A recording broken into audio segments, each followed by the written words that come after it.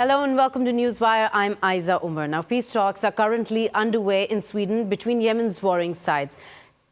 Terms are being ironed out on a large-scale prisoner swap between Houthi rebels and the Yemeni government. Some 16,000 detainees are expected to be released next year. Now, can these peace talks be considered as successful, and are they on the right roadmap leading up to the prisoner swap? And what can we expect by January 20th? Let's talk to our panel of experts. We have a journalist based out of Istanbul, Mr. Michael Arnold. Thank you for joining us here on Newswire. And also, I'd like to welcome Mr. Adil, who is a researcher of a Yemeni think tank, also based in Istanbul. Let me start with you, Mr. Arnold. These talks being that are underway currently in Sweden between the Houthis and the Yemeni government, and they're expected to conclude in a few days. How do you feel they are going so far, and are they on the right track? Well, I think they are going according to expectations. Most players involved, I don't think, saw great expectations from these peace talks. However, the agreement, or ostensible agreement, on a prisoner swap, I think should be considered as a success. Terms are on the right track. There are major obstacles that remain, and those remain to be sorted out. Mr. Adil, what, in your opinion, are the major obstacles that lie ahead? So much. At the beginning, I would like, we don't have any choice except to be optimistic. Therefore, I think that the two parties now are discussing the details of confidence-building measures. And we are waiting for Houthis. If the Houthis release for more than 15,000, not only 8,500, more than 15,000 are in the prisons of Al-Houthi. If Houthis release all these prisoners, maybe in the future we can reach to a political process and even a reconciliation and stability, peace and security. Now we don't know. The next few days we will see how Houthis will accept to release all these prisoners, because most of them are innocent people, politicians, students, journalists, and Houthis arrested them, as random arrests. They didn't commit any political crimes. Now, in Sweden, they have discussed only four issues. First one, how to release these prisoners from all sides. Second one, the economic situations, humanitarian crisis, and economy. And we don't know. We need to see the mechanism of implementation. If the Houthis accept, but I think that all Yemenis don't think that Houthi will achieve his obligations. Adil, I'll ask you now, the core issue involving the Yemeni government and the Houthi rebels and other insurgents in the region, what it really is, if you could pinpoint for us, the core issue right now in this conflict? The core issue is how to end the military coup by the Houthis. Now we have international resolution number 2216, and we have the outcome of the Yemeni National Dialogue Conference, and we have the GCC initiative. If the Houthis end their military coup, we can reach to a peace and stability. I think that Houthis will not accept to hand over their weapons and to withdraw their militias from the central capital of Yemen, Sana'a, and the areas or governorates which are under their control. Now, Houthis, as a radical movement and as a sectarian militias, they believe in violence more than peace. And therefore, I think that Houthis will not accept the international resolution 2216 and the outcomes of the National Dialogue Conference. And therefore, I think that how can we achieve peace? I think that, unfortunately, violence will continue. Now Houthis is continuing and fighting Yemenis in Fez, Hudaydah, and Marib, and Al-Jof, and Sana'a. Houthis till now didn't stop fighting. And how can we achieve peace? Therefore, I think that Houthis will not stop their war and their military coup if they don't defeated by the Yemeni government. Mr. Adil, Houthis started off having a lot of support of the popular vote was behind them. The popular sentiment of the Yemeni people was behind them. And this is as recent as 4 or 5 years ago. How has the situation on the ground changed now? How much of that support do they still have? Excuse me. No, Houthi is not supported by the Yemeni people. 99% of the Yemeni people are against Houthis. Houthis now, they attack people at their houses, and they spread random arrests, and they torture people in their secret prisons. And therefore, Yemenis who are under the controls of al-Houthi cannot say no to Houthis. Now they are waiting for the Yemeni government, and I think that Houthis on the ground are not strong, but they have missiles, they have weapons, and they have a lot of militias, and now people are, Yemenis are in a large presence in the areas which are under the control of al-Houthi. Houthis are 10% of the Yemeni population. And how can the minority rule the majority? 90% of the Yemenis rejected Houthi. How can they accept Houthis as a sectarian military? Unfortunately, international community sides with Houthis, with this minority or a group of militias. Therefore, I think that in the future, Yemenis will decide their future if the international community gives them opportunity to end the military coup in Sana'a. Okay. And Mr. Malik, do you feel like in these peace talks as they progress, there's still a few days left, will the UN be able to broker an effective argument between both the parties, to try and get them on the same table, on the same page in how this power sharing is going to take place, or at least what steps are going to take place for the Yemeni government to come on the same page with the Houthi? Before I answer your question, I just want to go back to something Mr. Adil had mentioned in terms of the I guess sectarian dimension of the conflict. I think if we're speaking today without taking into even context, even recent history, of course we can look at the facts on the ground today and say, okay, this appears to be a sectarian-based conflict. However, I think it's a bit of an overstretch to shape the roots of the conflict in those terms.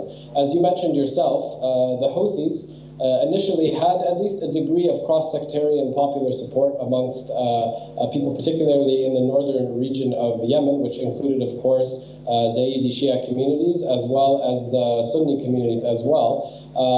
As time has progressed, there definitely has been negative sentiments toward the Houthis from within the Zaidi community itself.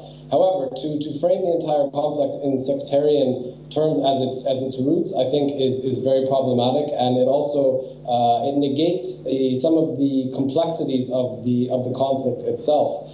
To your point regarding the UN being able to bring these two sides together, unfortunately, I think that actually depends more on the both regional and international players. Now, these peace talks, of course, are a good first step. They represent confidence-building measures. The prisoner swap, again, should not be underestimated as it does represent a significant moment. However, the fact that the Saudi-led coalition, of course, the American backers, as well as key international players such as France, Iran, etc., are not invited to this conference, are not at the table, indicates that I think the objectives, or at least the realistic objectives, were limited from the very beginning. Not having key international stakeholders invited to these talks, how does that affect the objective of establishing or at least starting a peace process in the region?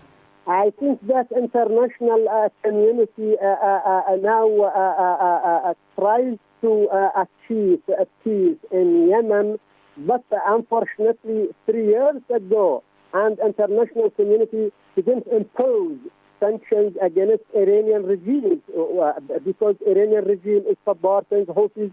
And how can we achieve peace if there is no sanctions against Iranian regime and against Houthis? Because Houthis is a part of a large group in the region Now, Houthi is a part of Hezbollah and another group in Syria and in Iran and in Bahrain. Houthis will not accept peace. Therefore, I think that international community, unfortunately, is supporting sectarian conflict in Yemen, and the Yemeni people are the innocents of this proxy war. But Mr. Adil, what I'm trying to ask you is that how is it affecting these peace talks, that fact that the Saudi-led coalition is not even invited to the table? They're not part of this conversation. Iran has not been invited. UK, France, all of these stakeholders have not had a say. What could be the reasoning behind that, and how does it affect the peace talks? Houthis now Saudis are not a part of this conflict. The real conflict is between the Yemeni government and the militias of al-Houthi. Saudis are supporting the Yemeni government, and they encourage the political process as Houthis accept that. But I think that the scenario is very difficult and situation is very difficult, and therefore, as I told you, that now Yemenis unfortunately pay the price of this conflict. So, Mr. Michael, let me pull you in here. Do you agree with this statement that the Saudis are not part of this conflict? This is essentially between just the military power of the Houthis and the Yemeni government? Mr. Adil, I think that is at best a very oversimplistic analysis, and at worst, this is the type of rhetoric that has perpetuated a certain vision of the conflict of being one localized to only the government and the Houthi militias, and not taking into consideration all of the sort of political complexities in Yemen, including the al-Islah opposition movement, which of course its youth wing at the very least was leading the 2011 protests. So to say that the Saudi-led coalition is not involved in the conflict, I think is clearly not accurate. The Yemeni government has very little room to operate in and of itself. Its president is currently in Saudi Arabia, and the Saudi-led coalition, of course, with American logistical support, has been leading a very brutal aerial bombardment campaign, which has significantly contributed to Yemen being what the UN calls the worst humanitarian disaster in the world right now. This is not to say that the Houthis have no blame in this. If we're looking at it from an objective analysis, at least in terms of the current conflict that begins in 2015, we can probably say that the Houthis bear primary responsibility for the beginning of the conflict. However, it's very clear that the Saudi-led coalition, the bombardment campaign, the blockades that they've imposed, air, sea, and land blockades, have exacerbated the conflict. And it's very clear as well that very little steps were taken to avoid civilian casualties. And it seems, and this is coming from human rights organizations, from within the American government itself, that the Saudi-led coalition has deliberately enacted a policy of collective punishment, particularly on towns and villages in the north of Yemen, which have been declared as, the whole towns have been declared, and cities have been declared as war zones, meaning that all targets are legitimate within those cities. So I think to expect and to frame it in the context of it being merely a conflict between some almost non-existent Yemeni government in some ways and the Houthi militia is clearly not the case. So what do you think, Mr. Adil, if you have said that this is just a fight between the Houthi rebels and the Yemeni government, what is the Yemeni government then willing to agree to? What terms are they willing to agree to with the Houthis?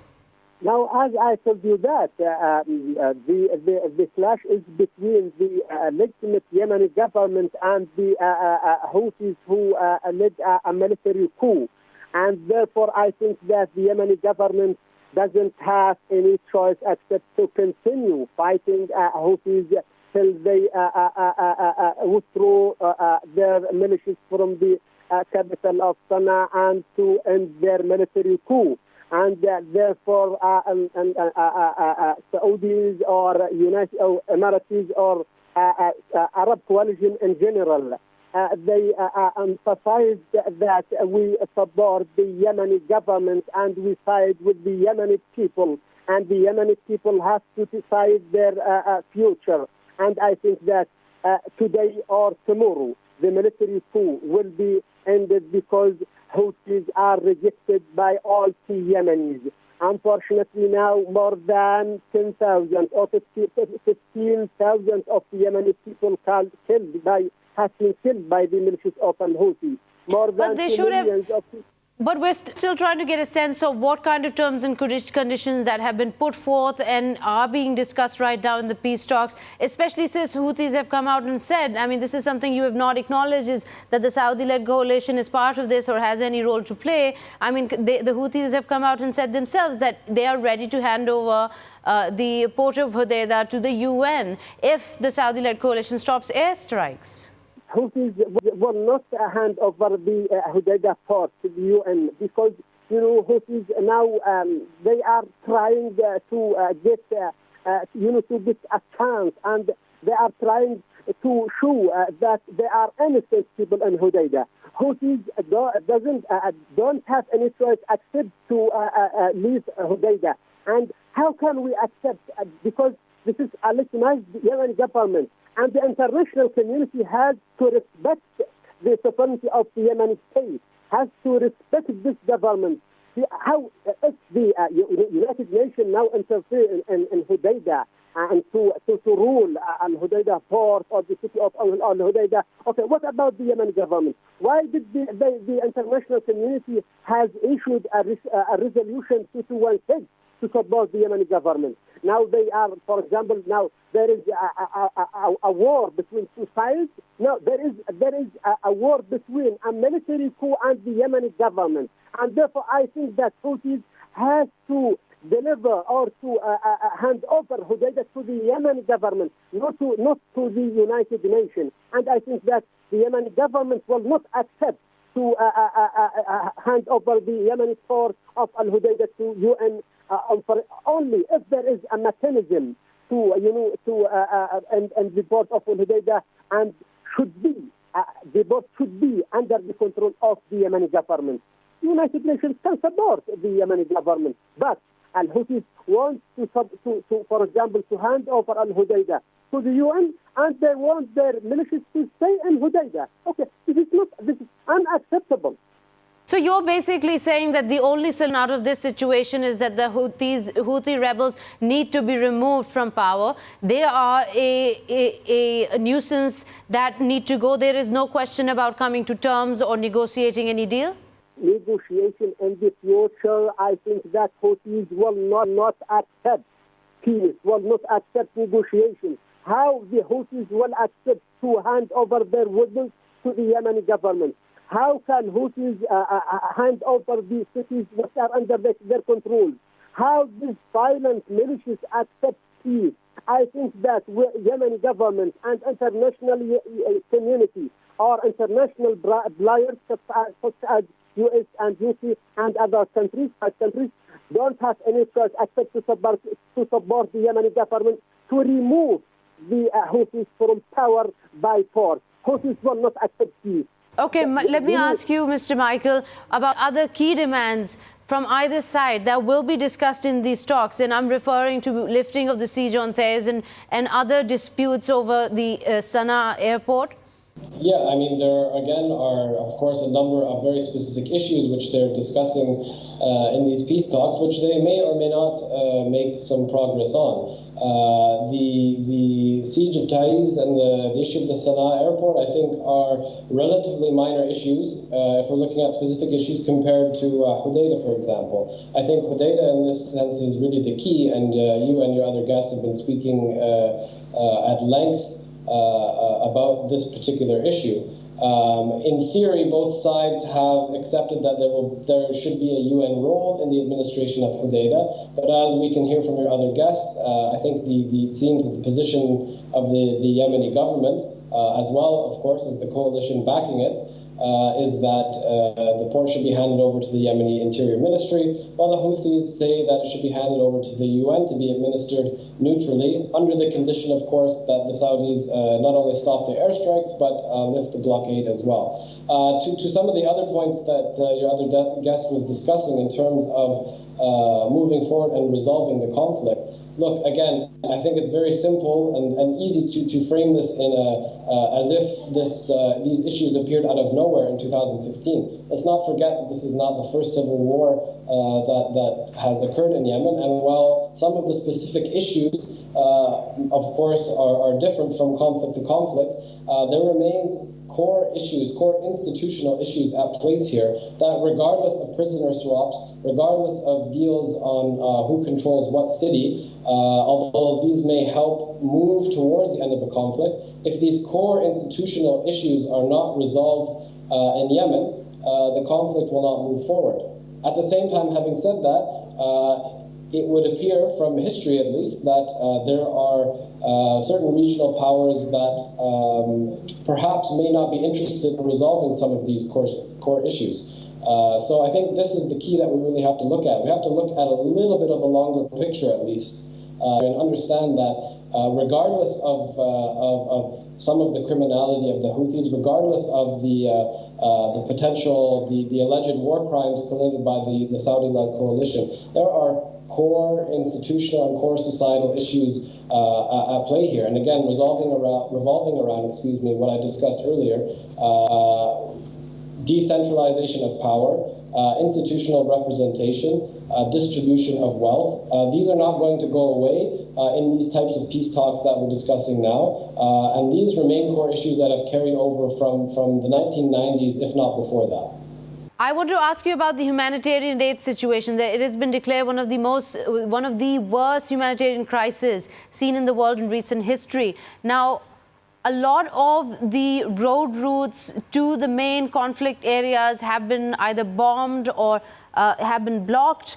And humanitarian aid, though coming in billions of dollars, been pledged and received, is not getting through. Can you talk a little about the main hurdles that the UN agencies and other agencies trying to provide aid to those needed most are facing? Excuse me. Unfortunately, United Nations organizations have received $1 billion from Saudi Arabia and United Arab Emirates. Unfortunately, now only 40% of this billion has reached to the Yemeni people. Now we have more than 2 million of the Yemeni people cannot get their food.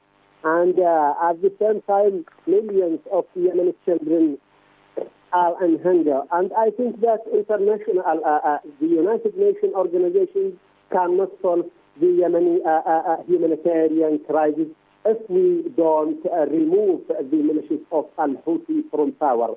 We have to end the military coup, and then we can solve the humanitarian crisis.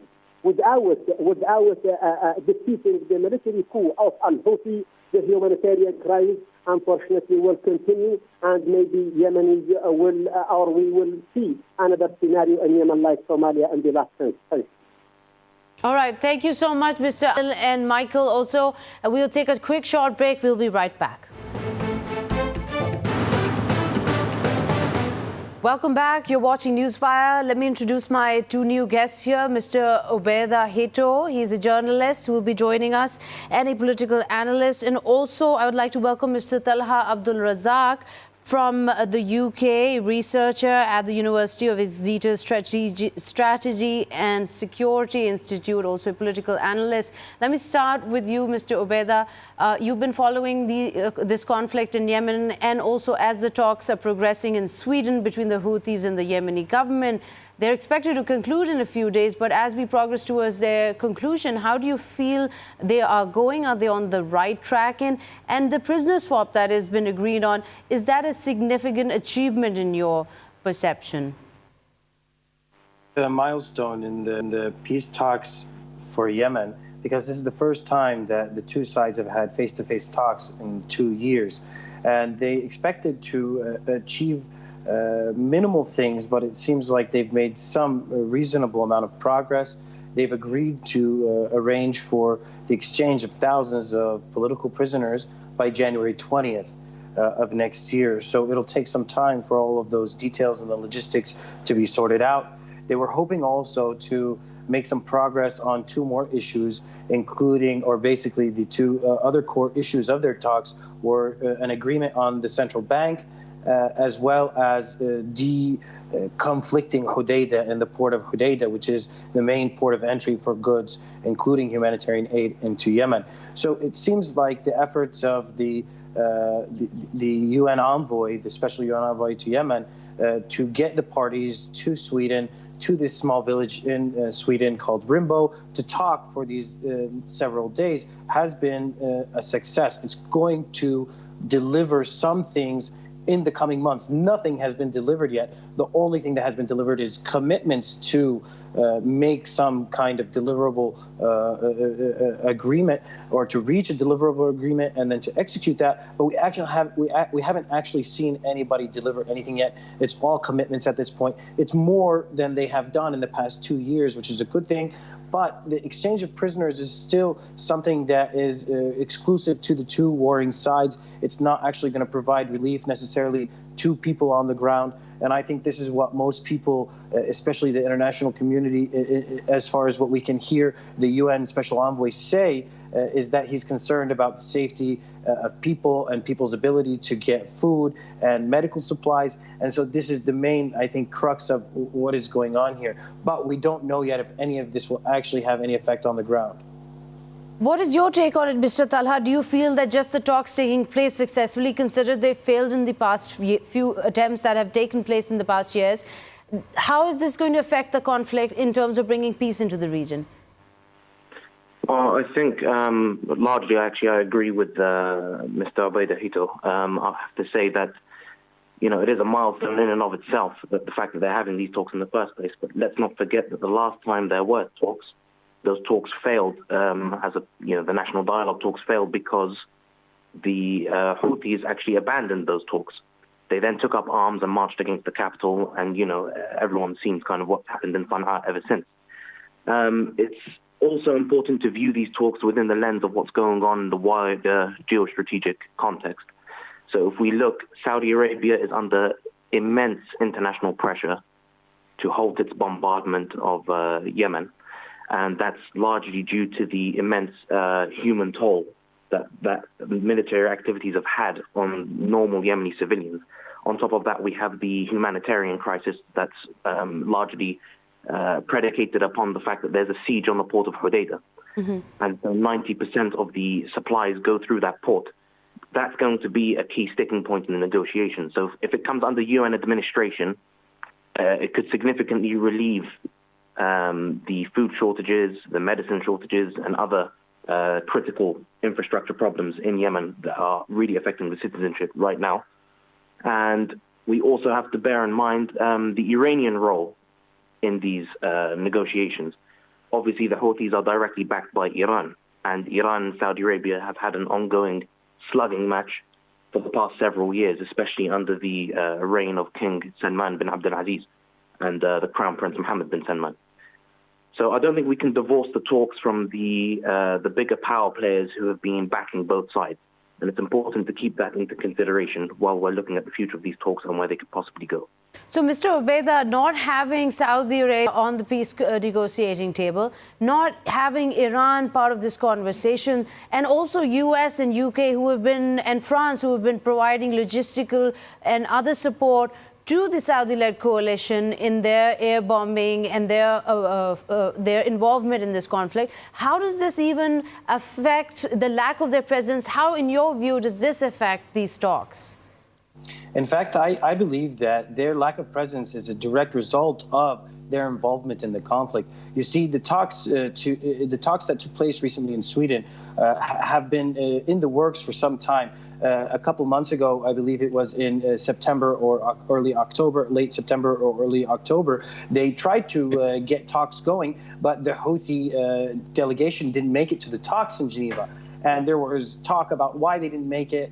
And the Houthis said that they were blockaded, they weren't allowed to leave, and the airspace wasn't given to them. And there was some discussion about that. But now that they've actually made it to talks, the whole reason they were actually sit down on the table was because of the fallout of the Khashoggi killing and Saudi Arabia's role in providing Saudi Arabia's role in providing basically the heavy weapons used to attack Yemen in different ways, and at the same time, the Western powers, including the US and the UK, who were providing the weapons, were also pressured because of the actions of Mohammed bin Salman, increased criticism about his policies and his aggressive stance on Yemen, and calls on him to stop, as Talha said, to create a ceasefire in Yemen to help people, escape, or to help people get some relief from the ongoing fighting. And so all of this came to fruition following the disappearance and what we now know of the murder of the journalist Jamal Khashoggi.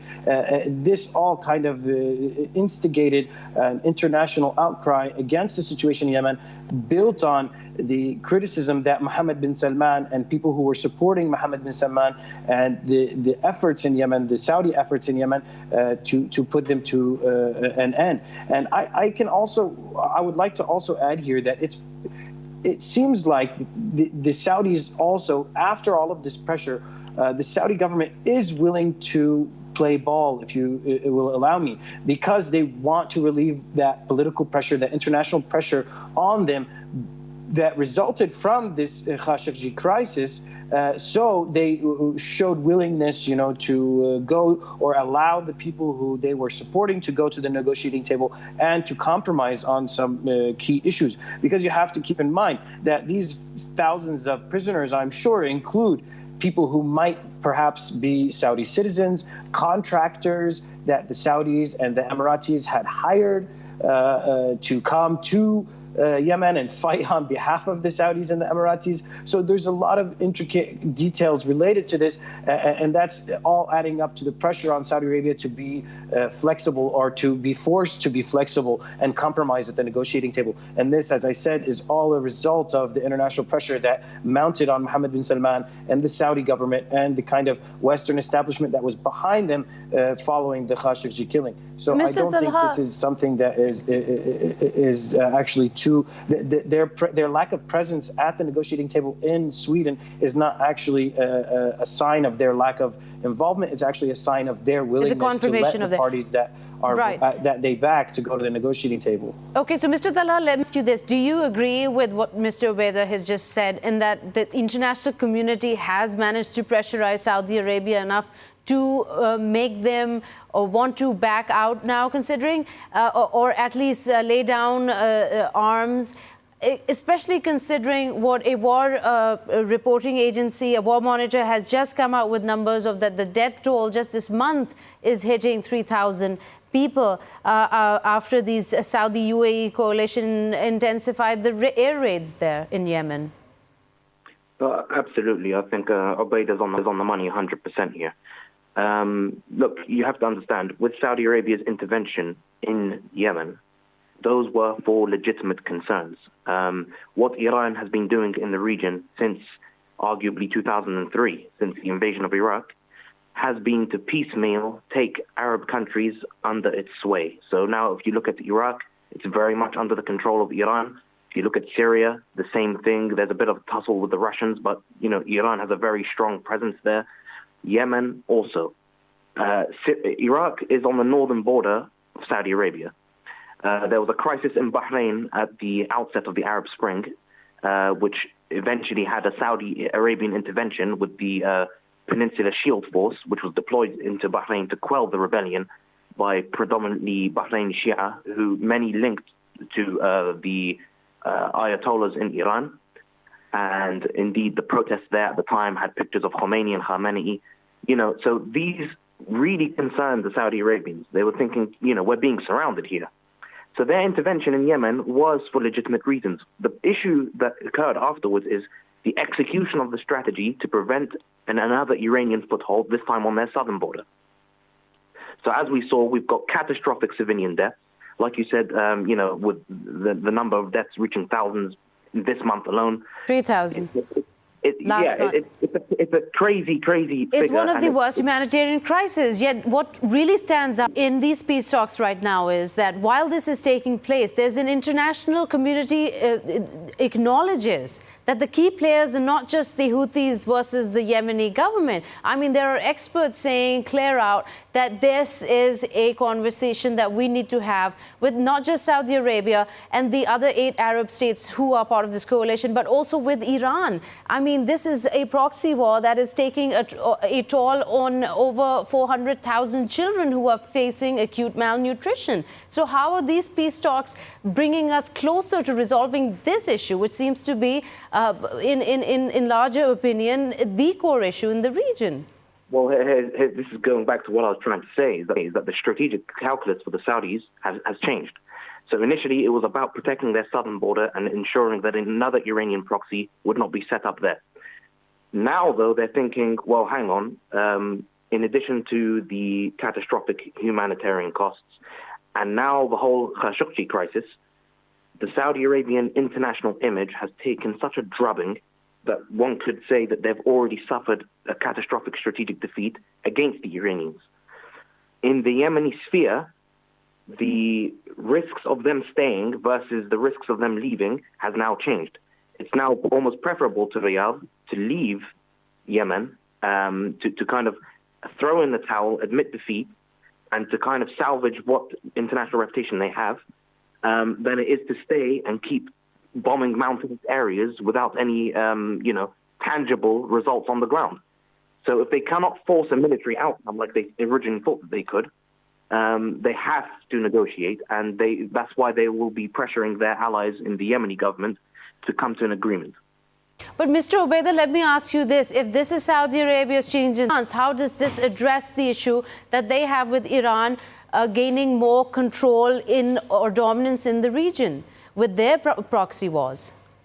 So I think that the Saudis will go back to the drawing table, and I think Iran might go to the drawing table as well, because the problem in Yemen is very convoluted, and the fact that there's been so many international kinds of violations, including human rights violations and different other kinds of breaches of international law, both parties have to go back, or are going to go back to the drawing table and think about what it is they really want to achieve in Yemen. Yemen's war didn't start in 2014. Yemen's civil war has been going on for decades, and this is a legacy war. It's a tribal society. Iran is not native to this area. They don't have their own native population that is completely loyal to Tehran or Qom. So they have to kind of sell their Islamic revolution to the people there to carry that flag on forward with them. Whereas the Saudis, they have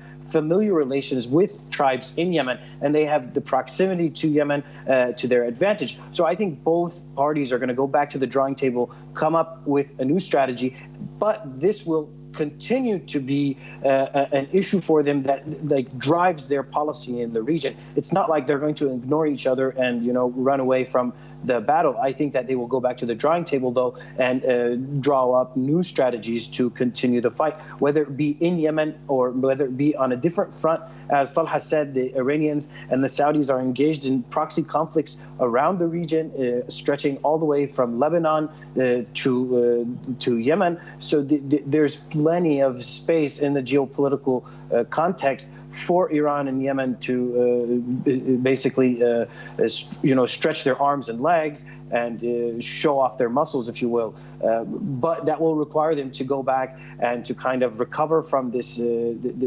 defeat. I think both Iran and Saudi have suffered from the results in Yemen, so they will both have to kind of go back and recuperate and come back to the field with a new strategy. This is probably the discussion that they're having in Riyadh and Tehran. Right, Mr. Talha, let me ask you this then. Like, Iran has faced sanctions upon sanctions from the U.S., is looking at an economy that is really struggling. And on the other hand, the Trump administration refuses to stop arms sales to Saudi Arabia, who is the key coalition member, bombing thousands of civilians, bombing roads and bridges that are the key routes to Sana'a and other areas in Yemen where humanitarian aid is badly needed. So how does this turn out in Saudi Arabia's against Saudi Arabia? Because they're really, when you speak of international pressure coming on Saudi Arabia, it doesn't come in terms of sanctions on arms sales. Well, actually, several European countries have decided to stop selling arms to Saudi Arabia. But more to the point, I think we need to qualify certain facts on the ground. So yes, Saudi Arabia is responsible for several severe incidents of civilian damage and death.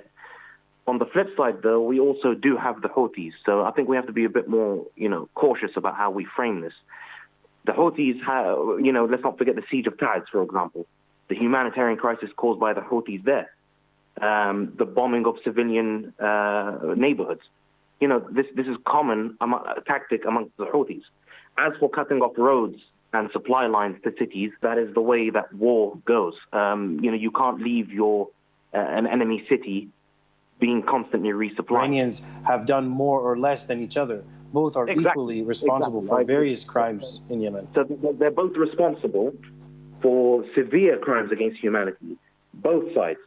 And we have to keep that in mind. It's not fair to just say the Saudis are responsible for this, and this. In terms of how they're losing, it's also in terms of their international image, which is very important to the Saudi Arabians. I mean, prior to the administration and the reign of King Salman bin Abdul Aziz, they were very cautious about getting involved in international affairs. So even during the Iraq war, they were very cautious about how they approached it diplomatically, and they actually even advised the Americans not to invade. That's quite important, although they allowed them, obviously, to use their land and territory. They didn't actually want it to go ahead. This time, they've taken a more assertive stance, and it's blown up in their faces. And it's cost them billions of dollars. So it doesn't matter if America continues to supply them with weapons. It's also the application of those weapons. What results are they getting you on the ground? So far, the only results that we're seeing are minor gains here and there and a catastrophic and unjustifiable civilian death toll.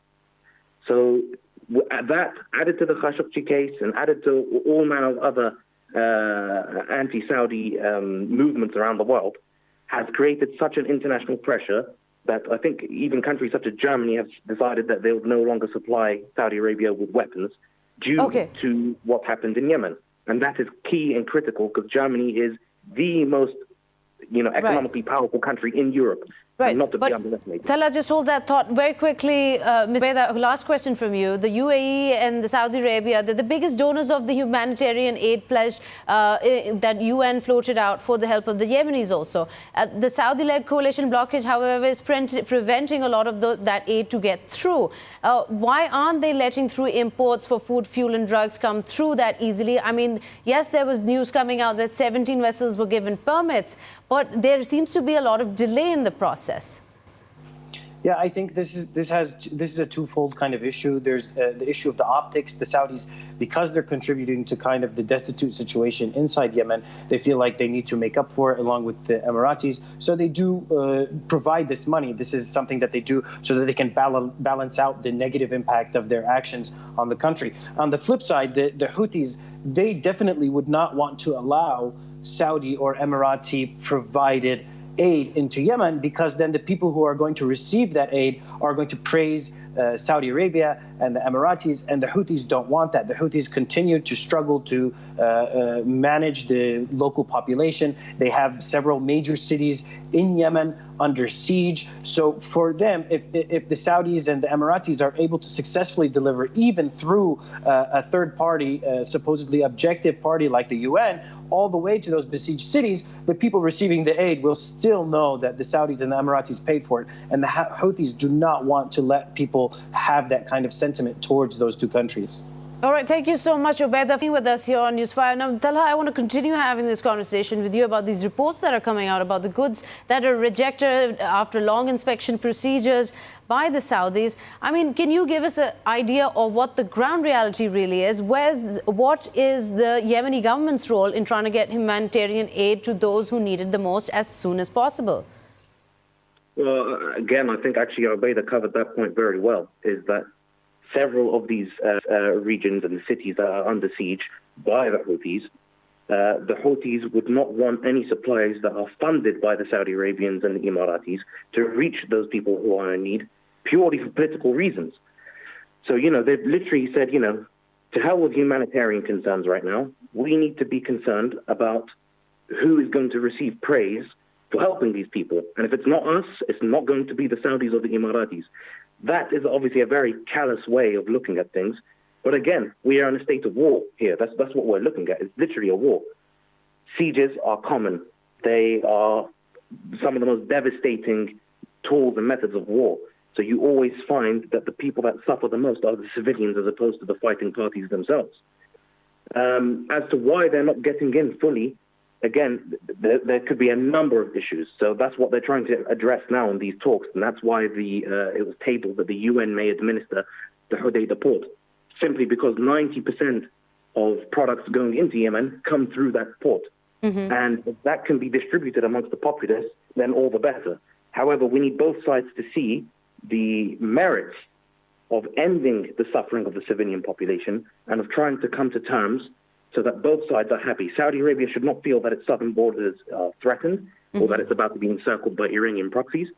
Equally, the other side has a right to participation in the political process.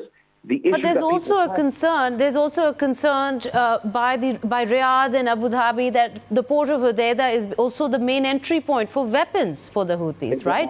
Isn't that also posing a problem in stopping aid from getting to those who need it the most? Yeah, exactly. Because several times Iranian-sponsored vessels have been stopped and caught in the port of Haider or in the Gulf of Aden trying to smuggle weapons to the Houthis. So these are legitimate military concerns. Although you may want to improve the optics of your military operations by having humanitarian aid reach people in need, at the same time, you have to weigh that against the military advantages and disadvantages. So, for example, if the Iranians are allowed to smuggle weapons to the Houthis. Okay, so we're running out of time here, Talha, and I really want to understand what the positive conclusion one could imagine out of this region. You're talking about Saudi Arabia under a lot of international pressure and criticism, trying to take the back foot here, trying to withdraw as a participant of this conflict. So if that leaves the Houthis dealing with the Yemeni government, what kind of obstacles are they facing, and where do you see them heading in terms of power sharing and resolving the issue once and for all? Well, this goes back to what happened after the Arab Spring. So you have to look at the former dictator and how he was toppled. Mm-hmm. Not only was he toppled, and there was broad range participation in government, but the Houthis actually made an alliance with him, and that's what triggered kind of the current civil war. Now, what they have to do is to come to an agreement again, because previously, as Ubaid mentioned, there was a civil war decades ago. There was a North and South Yemen. So it has been done before where the North and the South were reunited, and it can be done again. But it all depends on the parties' willingness to sit down and share power or decentralize power so that each region is governed under its own rules, but there's a federal government that oversees the general administration of the country. Okay, thank you so much, Talha, for your participation here on Newswire. Unfortunately, that's all the time we have for today. We'll be seeing you again next week. Till then, goodbye.